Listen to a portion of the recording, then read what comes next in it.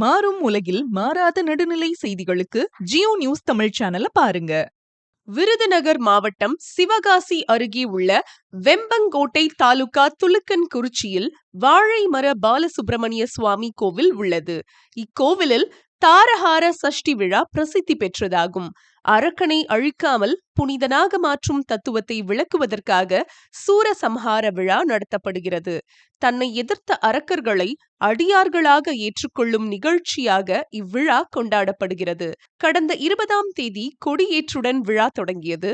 நேற்று முன்தினம் கோவிலில் சிறப்பு அலங்காரம், சிறப்பு பூஜை உள்ளிட்ட சிறப்பு வழிபாடு நடைபெற்றது. முக்கிய விழாவான தாரஹார சஷ்டி விழா கோவில் வளாகத்தில் நடைபெற்றது.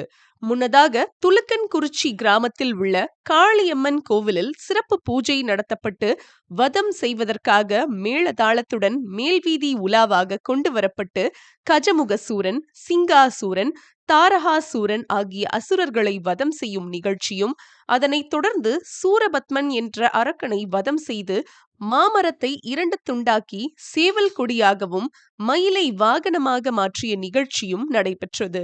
அதனைத் தொடர்ந்து வாழைமர பாலசுப்பிரமணியருக்கு பால் பன்னீர் அபிஷேகம், மலர் அபிஷேகம் நடைபெற்றது. கலந்து கொண்ட பக்தர்களுக்கு கோவில் நிர்வாக கமிட்டி சார்பில் அன்னதானம் வழங்கப்பட்டது. சுற்று வட்டாரத்தைச் சேர்ந்த திரளான பக்தர்கள் கலந்து கொண்டு சாமி தரிசனம் செய்தனர். மேலும் இது போன்ற செய்திகளை உடனுக்குடன் தெரிந்து கொள்ள ஜியோ நியூஸ் தமிழ் சேனலை மறக்காம சப்ஸ்கிரைப் பண்ணிக்கோங்க.